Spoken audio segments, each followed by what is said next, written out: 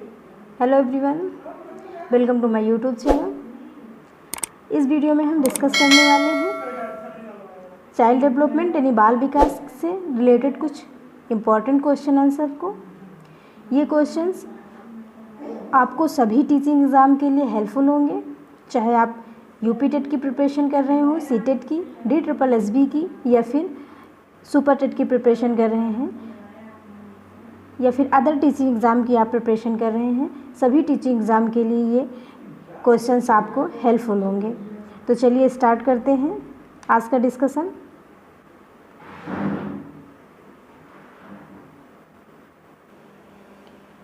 आज की सीरीज़ का फर्स्ट क्वेश्चन है कि मानव व्यक्तित्व का परिणाम है, यानी मानव व्यक्तित्व किस चीज़ का परिणाम है। ए है आनुवंशिकता और पर्यावरण के बीच बातचीत यानी इंटरेक्शन, बी है केवल पर्यावरण, सी है केवल आनुवंशिकता, या फिर डी परवरिश और शिक्षा। तो जो मानव व्यक्तित्व होता है यानी ह्यूमन पर्सनालिटी होती है, वो ना केवल इन्वायरमेंट से इफ़ेक्टेड होती है और ना ही केवल आनुवंशिकता से, बल्कि ये दोनों के बीच इंटरेक्शन का रिजल्ट होती है। यानी जो पर्सनालिटी होती है, मानव जो होता है, वो ना केवल पर्यावरण से निर्मित होता है, ना केवल आनुवंशिकता से, बल्कि इन दोनों के बीच जो अंतःक्रिया होती है उसका परिणाम होता है मानव व्यक्तित्व। तो इस प्रकार इसका जो सही आंसर होगा वो होगा ऑप्शन नंबर ए, आनुवंशिकता और पर्यावरण के बीच बातचीत यानी इंटरेक्शन, अंतःक्रिया। नेक्स्ट क्वेश्चन है, शिक्षण सीखने की प्रक्रिया में व्यक्तिगत ध्यान महत्वपूर्ण है, यानी सीखना और सिखाने की जो प्रक्रिया होती है उसमें व्यक्तिगत ध्यान महत्वपूर्ण है, क्यों। ए है शिक्षक प्रशिक्षण कार्यक्रम इन्हें निर्धारित करते हैं, यानी जो शिक्षक यानी टीचर्स ट्रेनिंग जो कार्यक्रम होते हैं वे इसे निर्धारित करते हैं, या फिर बी है कि यह प्रत्येक शिक्षार्थी को अनुशासित करने के लिए शिक्षकों को बेहतर अवसर प्रदान करता है, सी है बच्चे अलग अलग दरों पर विकसित होते हैं और अलग अलग तरीके से सीखते हैं, डी है सीखने वाले हमेशा समूहों में बेहतर सीखते हैं, यानी जो बच्चे होते हैं वो समूह में बेहतर सीखते हैं। तो इसका जो आंसर होगा वो होगा ऑप्शन नंबर सी, क्योंकि जो सीखना सिखाने की प्रक्रिया में व्यक्तिगत ध्यान इसलिए आवश्यक होता है क्योंकि जो बच्चे होते हैं उनकी सभी बच्चों की जो सीखने की दर होती है वो अलग अलग होती है। सभी बच्चे अलग अलग तरीके से विकसित होते हैं, यानी उनमें इंडिविजुअल डिफरेंसेस पाए जाते हैं। इस वजह से वो उनकी जो सीखने की दर होती है वो भी अलग अलग होती है और वे सभी एक ही तरीके से नहीं बल्कि विभिन्न प्रकार के तरीक़ों से सीखते हैं। यानी कुछ बच्चे करके सीखने क्रिया को करके सीखते हैं, कुछ अनुकरण करके सीखते हैं, यानी सभी के सीखने के जो तरीके होते हैं वो अलग होते हैं। इसलिए सीखने सिखाने की प्रक्रिया में बच्चे पर व्यक्तिगत ध्यान देना आवश्यक है। तो इस प्रकार इसका आंसर होगा ऑप्शन नंबर सी, बच्चे अलग अलग दरों पर विकसित होते हैं और अलग अलग तरीके से सीखते हैं। नेक्स्ट क्वेश्चन है, शिक्षार्थियों की त्रुटियां अक्सर संकेत देती हैं, यानी स्टूडेंट जो गलतियां करते हैं वो किस ओर संकेत देती हैं। ए मैकेनिकल ड्रिल की आवश्यकता, फिर बी है सीखने की अनुपस्थिति यानी सीखना नहीं हो रहा है इस ओर संकेत देती हैं, सी है शिक्षार्थियों की सामाजिक आर्थिक स्थिति, तो स्टूडेंट के द्वारा जो त्रुटियां की जाती हैं उनका सामाजिक आर्थिक स्थिति से संबंध नहीं होता है, डी है वे कैसे सीखते हैं। तो इसका जो सही आंसर होगा वो होगा ऑप्शन नंबर डी, जो स्टूडेंट जो गलतियाँ करते हैं यानी जो त्रुटियाँ करते हैं वो ये संकेत देती हैं कि वो किस प्रकार सीखते हैं, यानी गलतियाँ इस बात का संकेत होती हैं कि बच्चे किस प्रकार सीखते हैं। नेक्स्ट क्वेश्चन है, निम्नलिखित में से कौन सा एक सीखने का क्षेत्र है, यानी कौन सा डोमेन है जो सीखने से रिलेटेड है। ए है अफोर्डेबल, बी है आध्यात्मिक, सी है पेशेवर और डी है प्रायोगिक। तो इसका जो सही आंसर होगा वो होगा ऑप्शन नंबर डी, प्रायोगिक यानी एक्सपेरिमेंटल। प्रायोगिक डोमेन जो है वो सीखने का एक क्षेत्र है। अफोर्डेबल या फिर आध्यात्मिक या पेशेवर ये सीखने के क्षेत्र नहीं होते हैं।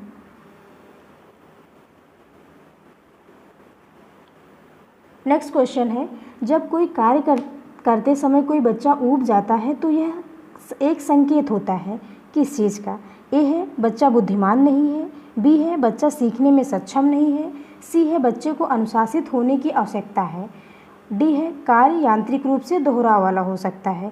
तो जब कोई बच्चा कार्य करते वक्त या किसी चीज़ को सीखने के में जो वो बच्चा ऊब जाता है, तो वो इस बात का संकेत नहीं होता है कि वह बुद्धिमान नहीं है या फिर सीखने में सक्षम नहीं है या फिर उसमें अनुशासन नहीं है, बल्कि ये इस बात का संकेत होता है कि जो कार्य है वो यांत्रिक रूप से दोहराव वाला है, यानी वो मैकेनिकल रूप से कार्य हो रहा है, इसलिए बच्चा उस कार्य को करते समय ऊब जाता है। तो इसका सही आंसर होगा ऑप्शन नंबर डी, कार्य यांत्रिक रूप से दोहराव वाला हो सकता है। नेक्स्ट क्वेश्चन है, निम्नलिखित में से कौन सा समस्या समाधान की वैज्ञानिक पद्धति का पहला चरण है, यानी जो प्रॉब्लम सॉल्विंग का जो मेथड होता है उसका पहला चरण कौन सा, यानी फर्स्ट स्टेप कौन सी है। ए है समस्या जागरूकता, बी है प्रासंगिक जानकारी का संग्रह, सी है परिकल्पना का गठन और डी है परिकल्पना का सत्यापन। तो प्रॉब्लम सॉल्विंग की जो प्रक्रिया होती है उसका फर्स्ट स्टेप होता है समस्या जागरूकता, यानी समस्या के बारे में जानना कि समस्या क्या है उसके, क्योंकि जब हम समस्या को जानेंगे उसके बाद ही उसका सॉल्यूशन निकालेंगे, इसलिए इसका जो फर्स्ट स्टेप होता है वो होता है समस्या जागरूकता।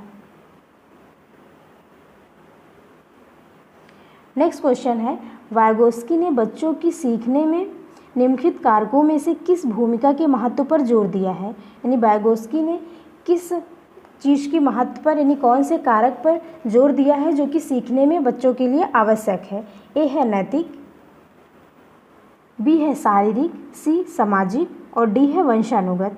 तो जब हम वाइगोस्की की बात करते हैं तो वाइगोस्की एक सामाजिक संज्ञानात्मक, इन्होंने समाज का जो के साथ जो इंटरेक्शन होता है उस पर ज़्यादा जोर दिया है, यानी वाइगोस्की ये मानते हैं कि बच्चा समाज के साथ इंटरेक्ट करके सीखता है, इसलिए जिस कारक पर वाइगोस्की ने सबसे ज़्यादा महत्व दिया है वो कारक है सामाजिक।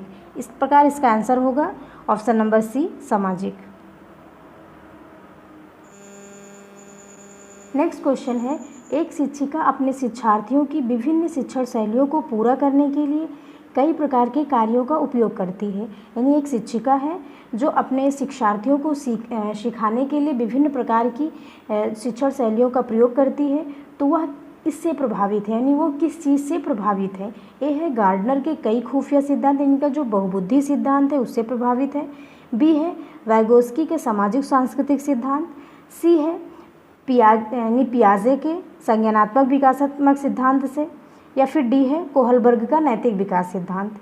यानी जो शिक्षिका है वो गार्डनर के बहुबुद्धि सिद्धांत से प्रभावित है, या फिर वाइगोस्की के सामाजिक सांस्कृतिक सिद्धांत से प्रभावित है, या फिर पियाजे के संज्ञानात्मक विकास से प्रभावित है, या फिर कोहलबर्ग के नैतिक विकास सिद्धांत से प्रभावित है। तो इसमें जो शिक्षिका है वो अपने शिक्षार्थियों को सिखाने के लिए, अपने स्टूडेंट को सिखाने के लिए विभिन्न प्रकार की शिक्षण शैलियों का प्रयोग कर रही है। अतः वो मानती है कि जो बच्चे हैं उनमें अलग अलग तरीके की जो सीखने की क्षमताएं हैं वो पाई जाती हैं। सभी जो बच्चे होते हैं वो एक ही तरीके से नहीं सीखते, उनके सीखने के जो तरीके हैं वो भिन्न भिन्न प्रकार के हो सकते हैं, उनका इंटरेस्ट अलग अलग हो सकता है। तो इस प्रकार जो शिक्षिका है वो गार्डनर के कई खुफिया सिद्धांत, यानी गार्डनर के बहुबुद्धि सिद्धांत से प्रभावित है। इसका आंसर होगा ऑप्शन नंबर ए, गार्डनर के बहुबुद्धि सिद्धांत।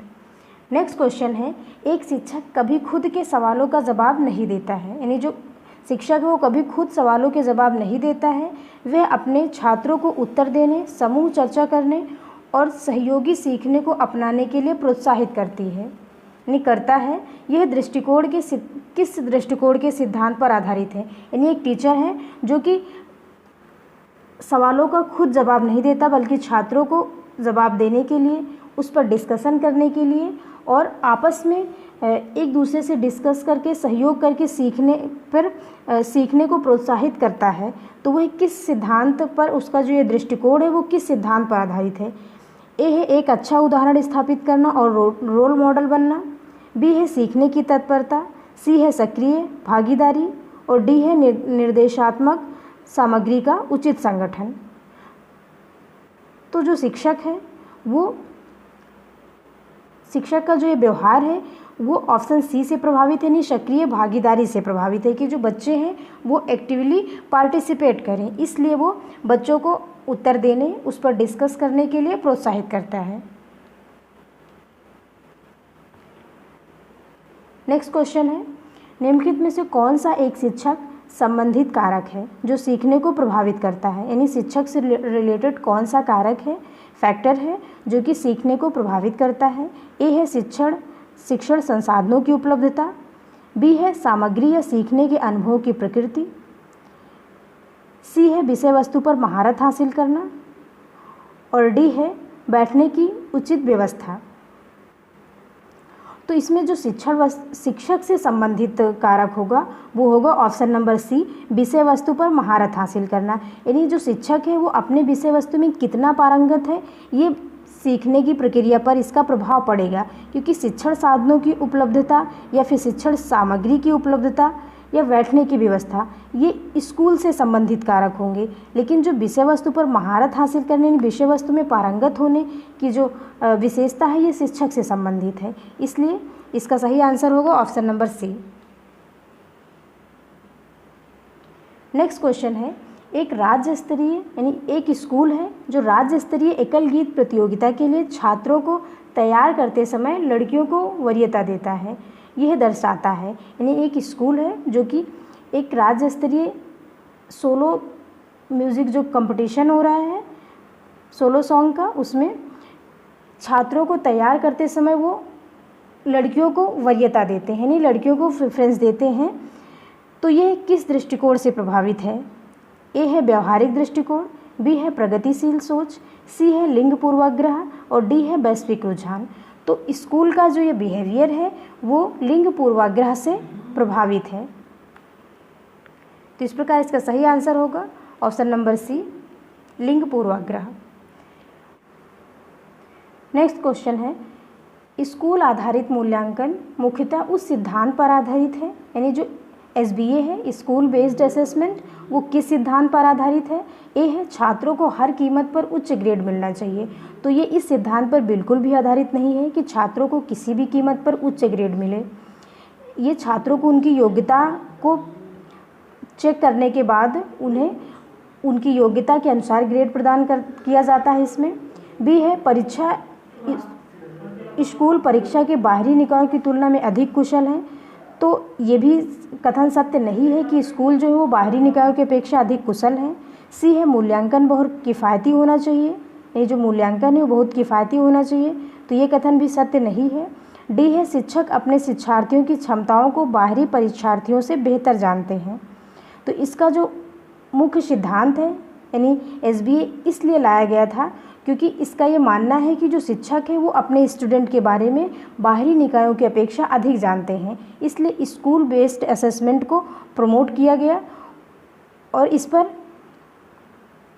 इसे एक अच्छा विकल्प माना जाता है, क्योंकि जब स्कूल बेस्ड असेसमेंट होगा तो बच्चों की वास्तविक जो उनकी क्षमता है, जो उनकी जो रुचि है वो उसका वास्तविक मूल्यांकन किया जा सकता है, उनकी वास्तविक योग्यता का पता लगाया जा सकता है, क्योंकि जो शिक्षक होता है वो अपने स्टूडेंट के बारे में अन्य बाहरी एजेंसियों से ज़्यादा बेहतर तरीके से जानता है।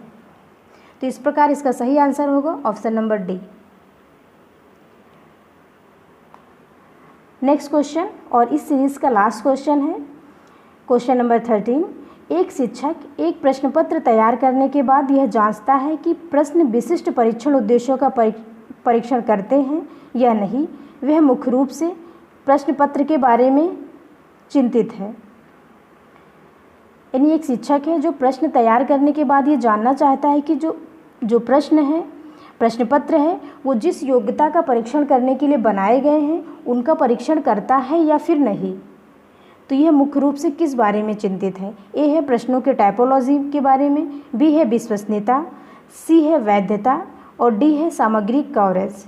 तो शिक्षक जो है वो प्रश्न पत्र की वैधता के बारे में चिंतित है, यानी उसकी जो वैलिडिटी है उसके बारे में चिंतित है। वैलिडिटी का मतलब होता है कि जब किसी प्रश्न पत्र को वैध हम तब बोलते हैं जब जो प्रश्न पत्र जिस क्षमता की को मापने के लिए बनाया गया है उस क्षमता का वो मापन करे, मूल्यांकन करे, तो उसे बोलेंगे कि ये प्रश्न पत्र वैध है। और